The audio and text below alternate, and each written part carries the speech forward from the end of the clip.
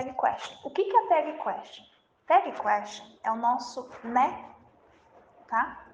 Como que ele funciona? Ele funciona assim, ó. No final da frase, então se você fizer uma frase na afirmativa, no final dela vai ter que ter uma pergunta pequena no sentido oposto, ou seja, na interrogativa. Negativa. Agora, então vai ficar tipo assim, ó. Você gosta de pizza? Não gosta? Se a frase for na negativa, você vai fazer ela, a tag question, afirmando no final. Você não gosta de pizza? Gosta. Mas vocês vão ter que lembrar todos os processos de pergunta do inglês. Então eu vou fazer um videozinho. Eu tenho uma sentença, dá uma olhada. He is your best friend. Ele é seu melhor amigo. Eu quero falar o né no final. Em português é muito fácil, pôr né. Pra tudo, que tudo tá certo. Mas olha como é que fica em inglês. Primeiro, para você fazer esse né, primeira coisa, você vai ter que transformar a sentença em uma pergunta. Então a pergunta para he is your best friend é is he your best friend? A segunda coisa que você vai fazer é trocar o sentido, ou seja, se for negativa, você vai passar para afirmativa e vice-versa. Então, por exemplo, não estava is he, vai ficar isn't he your best friend? Tipo, ele não é o seu melhor amigo? Lembrando que sempre o auxiliar tem que juntar no not, não pode ficar separado nessa tag question, ele sempre vai estar junto. Depois disso, vai excluir tudo que vier após o sujeito. Exclua tudo que vier após o sujeito. É o terceiro e último passo. Então, ele fica isn't he. Então, a sentença completa é he is your best friend, isn't he? Isso é para o verbo to be, que é facinho. Vamos ver os outros tempos verbais. A segunda, também com o verbo to be, they are happy. Então, transforma numa pergunta. Are they happy? Transforma o sentido. Aren't they happy? Cancela o happy, porque ele vem depois do sujeito. Aren't they? Então fica, they are happy. Aren't they? Eles estão felizes. Não estão? Essa próxima aí eu fiz com there is, que é o verbo haver, e o there are vai ser a mesma coisa. Então, eu já até comecei a cancelar a frase na metade, porque ela era grande. Tá falando que há um carro verde do lado de fora, tá? Então fica assim, ó. Há um carro verde do lado de fora? Eu cancelei já. Is there a green car outside? Isn't there a green car outside? Isn't there? Então fica só o isn't there. Lógico, você vai começar a ter muita mais prática de fazer isso com o tempo. E aí você não vai nem precisar passar para o passo a passo. Você vai olhar, bater o olho na frase e já fazer. E essa aí eu escolhi porque meu tio ficava falando para mim assim, vai lá fora ver se tem um carro verde lá fora. Eu falava, não tem. Ele falava, é porque amadureceu. Morria de raiva. It's my pet peeve. Uncle's jokes. Piada de tio é meu pet peeve. Preste atenção agora que nós vamos fazer a frase. You prefer a blue to yellow. Você prefere azul que amarelo. A primeira coisa vai transformar em pergunta. Percebam que aí não tem um verbo que você vai usar para perguntar. Ele vai ter que precisar de um auxiliar. Então, eu estou com uma sentença no simple present. O meu auxiliar de simple present pode ser do ou does. Aí foi o do, porque, como vocês podem perceber, está perguntando com you, né? O you é a segunda pessoa e o prefer não está com S. Então, ficou do you prefer blue to yellow? Eu já coloquei 3 pontinhos para facilitar. Passa para a negativa. Don't you prefer? Exclui depois do sujeito. Don't you? Então, vai precisar do auxiliar. Então, a próxima frase, you asked for help. Você pediu ajuda. Então, primeira coisa, transformar a sentença numa pergunta. O asked está no simple past. O auxiliar de simple past é o did. Então, did you ask for help? Observe sempre que na pergunta o verbo perde a conjugação, porque o did já fala que ele está no passado. Então fica did you ask for help? Depois eu vou trocar o sentido. Didn't you ask for help? E depois só deixa o didn't you. Se for no futuro, they will arrive later. Eles chegarão mais tarde. Então vou trocar. Will they arrive later? Porque o will é para futuro. Eu sei que tem o going to também. Se for o to be going to, é mais fácil, porque é só usar os 3 primeiros exemplos. O isn't vai para frente, ou aren't, né? Então é mais fácil. Mas o will também não é difícil, não. É só levar ele para frente. A negativa dele é won't. Won't they arrive later? E depois deixa só won't they. No simple conditional, condicional é o would, né? Que vai fazer o papel do auxiliar. Então ele vai para frente. Would we need more time? Troca a posição dele para wouldn't we need more time e deixa só wouldn't we. Aqui eu coloquei outros exemplos, olha só. O to be no passado. I was happy, fica wasn't I? They were fighting, weren't they? I can get up late. Esse é como mudar o verbo, né? Can, então ele também é auxiliar. Can't I? I must be a teacher. Mustn't I? They have been sick. Haven't they? Por que tá o have? Porque se você observar, aí depois do verbo have, não tá uma posse. Então não tô falando que eu tenho alguma coisa.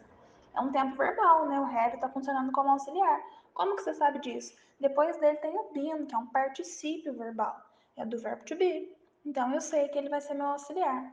Haven't they? A de baixo, he has studied a lot. Vai ficar hasn't he. Por quê? Porque studied também é um particípio, também é um verbo, então também é no mesmo tempo verbal de cima, presente perfeito, present perfect.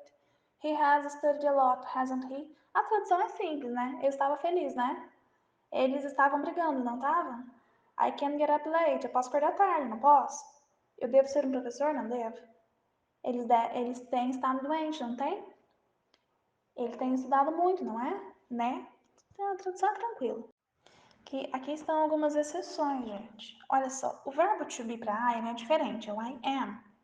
I am lucky to be alive. Eu tenho sorte de estar vivo. O am não tem na negativa, então fica aren't. Aren't I? Everyone is looking you. Deveria estar at you, né? Todo mundo está olhando para você. Aren't they? Não estão eles. Apesar de eu ter colocado o everyone e o is, porque todo mundo é singular, né? Todo mundo é. Todo mundo está olhando para você. Eu não falo todo mundo estão. Mas na hora de eu fazer a mini tag, eu tenho que levar em consideração que todo mundo é plural. Então fica aren't they. Se fosse everybody, também estaria a mesma coisa. Porque eu não posso chamar uma pessoa de it, né? Então, por isso que acontece isso. Let's hike in the mountains. Vamos caminhar as montanhas. Escalar as montanhas. Andar as montanhas. Enfim. Quando eu falo let's, eu sempre a minha tag com shall.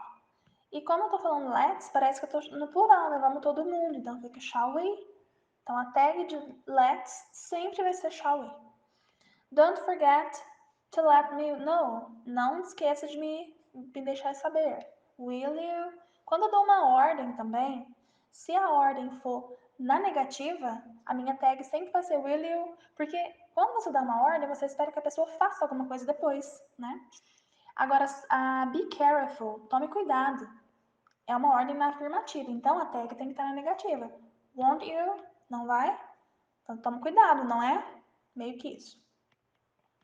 Se você fizer a frase com this ou that, na tag, como tem que ter um sujeito, né, um pronome, e o sujeito tem que estar em forma de pronome, this e that vira it, tá bom? Então, this is so dangerous, that is so dangerous, isn't it? E se for these e those, que são os demonstrativos para plural, are brave men, aqueles ou estes são homens, né, corajosos, aren't they? Quando a sentença já é negativa e você vai fazer uma tag na positive way, né, na maneira positiva, é muito mais fácil. Porque aquilo que carrega o not vai ser o seu auxiliar da pergunta. Então, olha só, you aren't a teacher, você não é um professor. O aren't não está na negativa, não é nele que o not está incluso. Então, é só tirar o not, are, e põe o sujeito. You, claro, gente, pode ser que não tenha um sujeito limpo assim. Por exemplo, a segunda. He isn't crazy. Ele não é louco. Pode estar, por exemplo, Fred isn't crazy. Pode estar um nome. Então, o máximo que você vai ter que fazer aí é deduzir qual é o pronome para aquela pessoa. Mas isso é muito fácil, né? Vocês sabem usar o he, she, it, they, o you, we. Então, tranquilo. Is he? Só tirar o N e o T, né? Que significa not, e limpar o auxiliar. He wasn't relaxed. Was he? Ele não estava relaxado, né? Estava? They weren't late. Eles não estavam atrasados. Estavam? Were they? Na negativa do presente, don't, né? Poderia ser o doesn't também. You don't speak French, do you? You didn't study for the test, did you? Você não fala francês, fala. Você não estudou para a prova, estudou. Mas o verbo não aparece, né? Haven't been, fica have. Hadn't, que é um tempo que vocês não viram ainda, mas é o passado perfeito. Bom você já saber que ele também existe. Você não tinha feito isso antes. Antes tinha?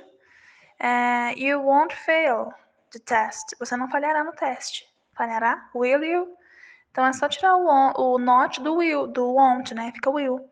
Can't, fica can. Couldn't, fica could. Mustn't, fica must.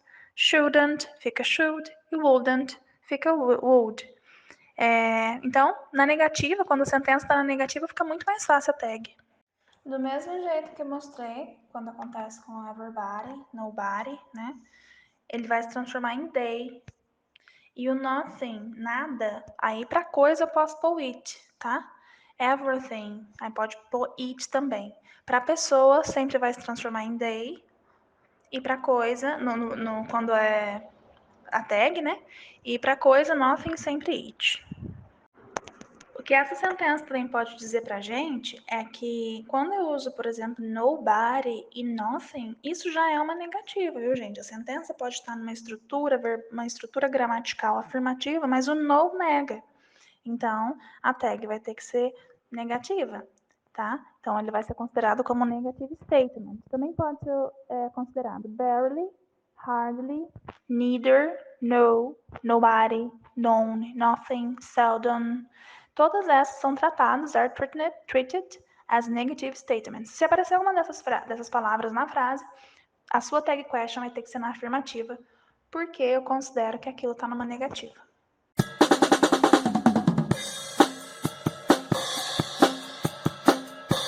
Thanks for watching!